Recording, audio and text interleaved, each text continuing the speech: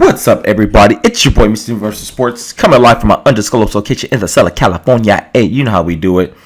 I recorded a video about 45 minutes ago, folks, right after the Adrien Broner versus Mikey Garcia fight, and it didn't pick up. The audio didn't pick up. I even uploaded the video to YouTube, and the video didn't show at all, but it wasn't meant to be. So anyway, I'm about to cover that Mikey Garcia versus Adrien Broner fight. But first, I want to talk about that Jermell Charlo versus Sebastian Highland fight, or Jorge Sebastian Highland, whatever his name is. And the fact that I was very impressed with Jermell Charlo. I always get Jamal and Jermell's names mixed up. So if I get the names mixed up, please forgive me, folks. Just correct me in the comment section.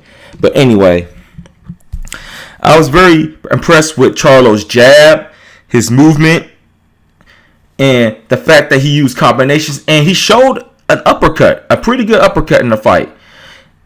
I've been saying this for a while to friends and family. I think Charlo's a pretty good prospect. Jermell is definitely the better prospect of the Charlo brothers at this point. And I'm glad he moved to 160 pounds because there could be some action for him at 160 in the middleweight division. He could fight Billy Joe Saunders. He could fight Daniel Jacobs. That's the fight I really want to see Jamal Charlo fight, not fight Danny Jacobs. I get their names mixed up. So that's my disclaimer for the video, folks. And he could fight, and I think the fight was a WBC title eliminator.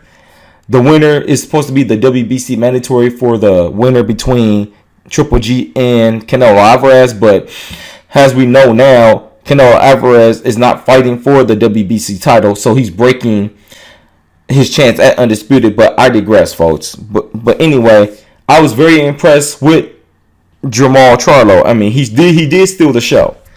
But now on to the main event, and that's Mikey Garcia versus Adrien the Problem Broner. And I did give Broner the first round, but from rounds 2 through 8, it was all Mikey Garcia, folks. I gave him every round. Now, I did score the fight 116-112 for Mikey Garcia, and to me, Broner's just, he's not the guy he was at 130 and 135.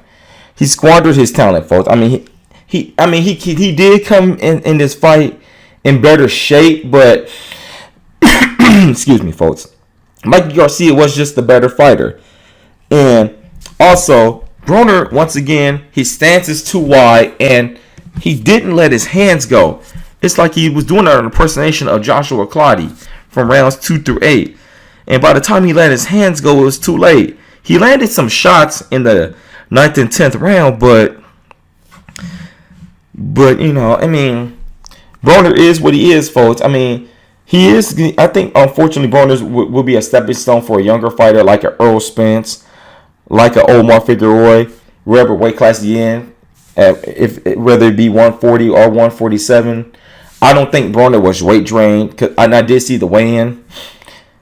But what I think what Mikey Garcia should do next, obviously, when they asked Mikey Garcia who you want to fight next, when he said come to Showtime, that left out Terrence Crawford. So he kind of sneaked this and say I'm not fighting Terrence Crawford. So who should Mikey Garcia fight next? Obviously, I think a Lamont Peterson, if he chooses to go to 147, he said he'll go down to 135 because he's still a promotional free agent. Keep in mind, so he's not tied to the PBC, or he's not tied to Top Rank or another promotional main events or another promotional company. So Mikey Garcia does have the flexibility to fight anybody. So I would like to see Mikey Garcia stay at 140 pounds, because I think he looked good at the weight.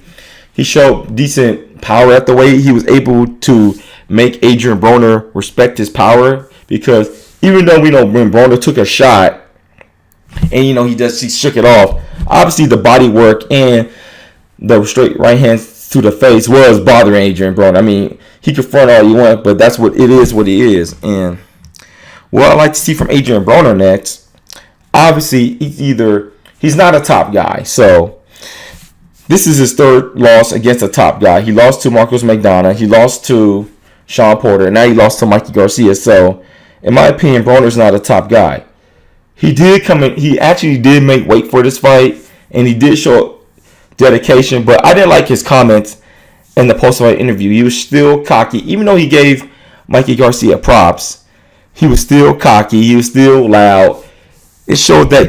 It just showed that he didn't change. But I think that's just Adrien Broner's personality, just a brash personality. But I think what Broner's going to have to do, obviously, is he may have to just change his corner, just change out his team. He may even have to move out of Cincinnati, move to Vegas, where he's away from his family and friends, and just rededicate if he chooses to continue in his boxing career, or maybe move to Colorado Springs.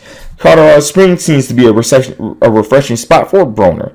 But tell me what you guys think about Jermall Charlo, Mikey Garcia, or Adrien Broner. What they should do next. Anyway, comment, rate, subscribe. It's your boy, Mr. Universal out. Mr. Universal Sports. Excuse me, folks. I'm about to go to sleep. I got to go to work tomorrow in the morning. Have a good night.